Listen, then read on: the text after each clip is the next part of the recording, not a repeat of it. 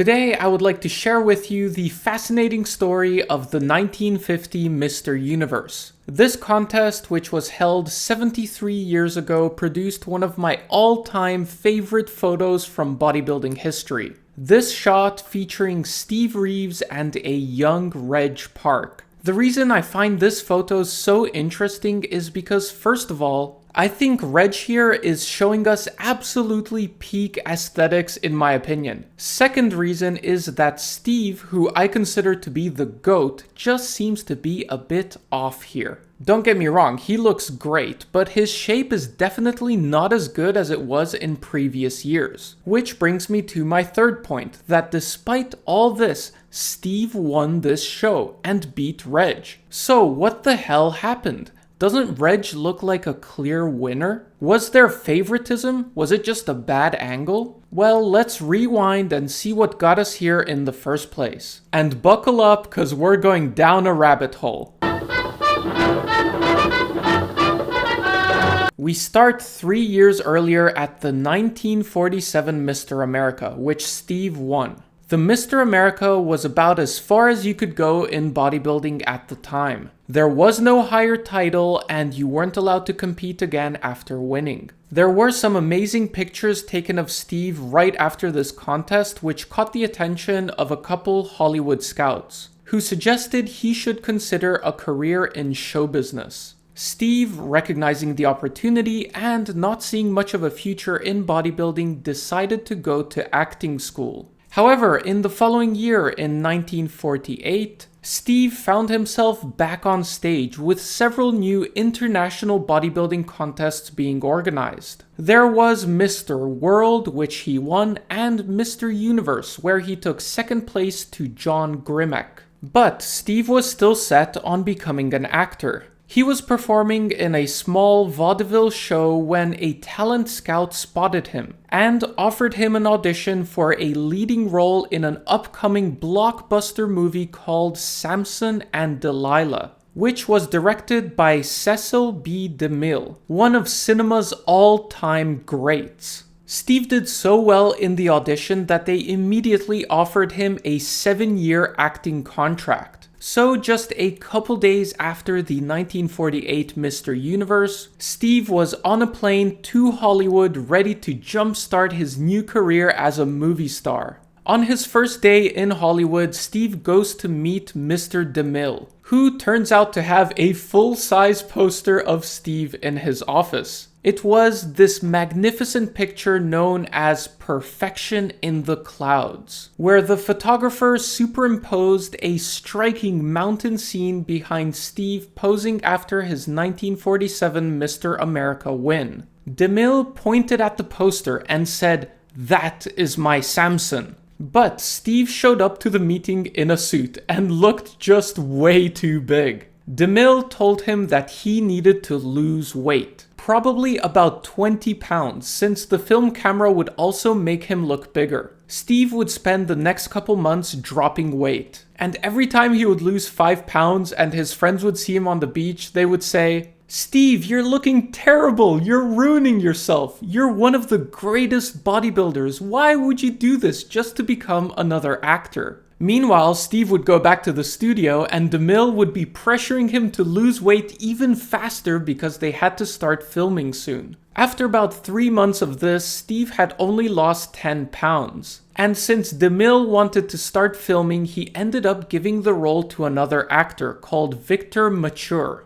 In 1949, Steve briefly took up bodybuilding again to compete in the Mr. USA, trying his best to build himself back up only to take third place, behind Clancy Ross and the winner who was, once again, John Grimek. Here we can definitely see that Steve already looked a bit softer compared to previous years. Steve didn't give up on becoming an actor though, and later that year in 1949, he finally made his debut in Kimbar of the Jungle, a comically bad series where he plays a man of the jungle that fights other men dressed as lions. Steve was also made to lose weight for this role.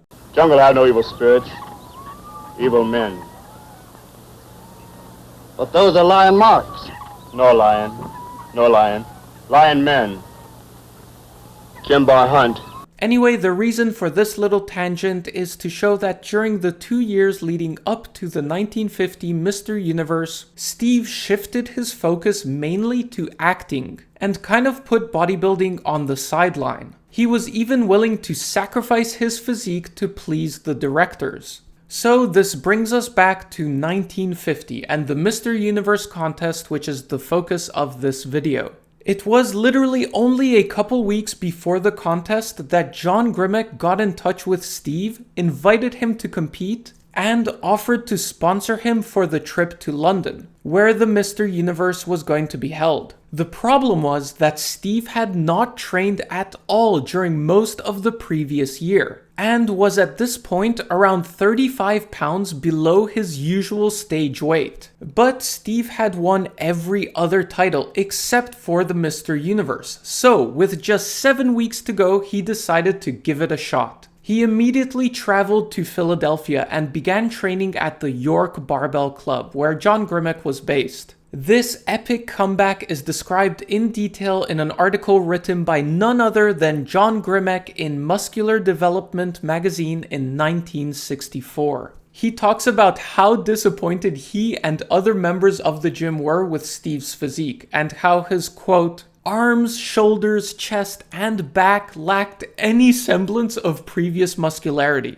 Essentially, John was calling Steve a dial just 7 weeks out from the Mr. Universe. Quote, the accepted opinion of the fellows in the gym was that he didn't have a chance of even placing in the Mr. Universe contest, let alone winning. The York Barbell Club was a weightlifting gym, so they pretty much just had barbells and dumbbells. So Steve had them build some basic bodybuilding equipment for him, like a cable machine, incline bench, and a hack squat.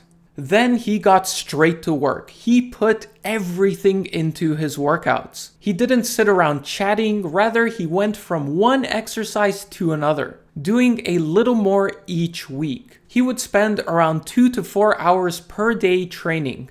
And John Grimek notes that by the 5th week he was beginning to look like his old self again. Quote, big, massive, with good muscularity. Commenting on Steve's training, John said, quote, his training in York included a lot of variety. However, each week he would increase his training, doing more reps, more exercises, more sets, or a combination of all of these. By the end of the 6th week, the Hercules of muscledom had recovered his large, sinewy arms and a fuller, rounder chest. His back looked wider and more massive. Even his shoulders looked thicker and his abdomen showed more detail and muscularity. Those who saw him training noticed the dynamic effort he put into every workout. He knew the time was getting short before he would be vying for the Mr. Universe title, so he put everything into his training. There was no more whispering in the gym about whether he could win the title. Everybody agreed that it would take a darn good man to beat him now, if he could be beaten. Yet only 7 weeks before, it was very doubtful if he could place in the first 5. How did this change happen? Which is a good question, right? How did this happen? You often see this claim that Steve Reeves put on 35 pounds of muscle during those 7 weeks, as his weight went from 190 to 225 pounds. While some suspected steroid use, this was Steve's explanation in an interview from 1981, quote, the fact is, none of us ever knew steroids existed back then. Yes, steroids were around, but bodybuilders and weightlifters were not aware of them. I know some people will assume that it is impossible to gain that much muscle in a short time. What these people do not understand is the miracle of muscle memory and that I am an easy gainer. Obviously, a rank and file novice could never get gains like this. I was there before, so I was just regaining lost muscle. I also had strong resolve and discipline and very little social life during this time. You might think it's a bit suspect for Steve to put on so much muscle so quickly in the gym, which was actually the birthplace of performance-enhancing drug use in America. But as we discussed in my video on the topic, the York Barbell crew didn't start their experiments until years later. So, in my opinion, there are two main factors here. First is the muscle memory, which Steve rightly pointed out. And second is that he simply did not put on 35 pounds of muscle. Maybe he did put on 35 pounds. Maybe he did end up weighing as much as he did in 1947 or 1948. But he clearly wasn't as lean. I'm sure he did put on a lot of muscle, but when you gain weight that fast, you also put on a lot of fat. It's inevitable. Okay, so now we have the context of why Steve looked so off when he finally got on stage next to Reg Park. But we still haven't answered the original question. If Reg looked so much better, how the hell did Steve win? Here's what Steve had to say about the contest, quote, "I expected to win with no other Americans entering, although I knew the standards to this competition would be high, but expected an easy victory. Until I saw Reg Park. He was absolutely incredible." Commenting on his win, Steve said, quote, "It was close. I asked the judges why they selected me. They said I had better legs and a more mature looking physique with better lines. Park was massive and very muscular. Everyone loved Steve, and they also knew it would be his last contest before retiring from the sport. So, is it possible the judges showed him some favoritism and gave him the win even though Reg Park was in better shape?" We even had Reg's son, John Park, comment on this just a couple years ago in 2019. He made several Instagram posts suggesting that his father should have won. In the first one, he says, quote, "As you can clearly see, Reg was more muscular, and it was Reeves' last contest. Reeves won by 1 point. A couple months later, he posts a similar angle and says, quote, "Both beautiful physiques, but I think it's evident who was in better shape." And finally, later in the year, he makes it even clearer still, saying, quote, "I believe that this shot again clearly illustrates that Reg had the edge on the night. He was sharper, harder, and more muscular, which is evident in the thighs, stomach, serratus, intercostals,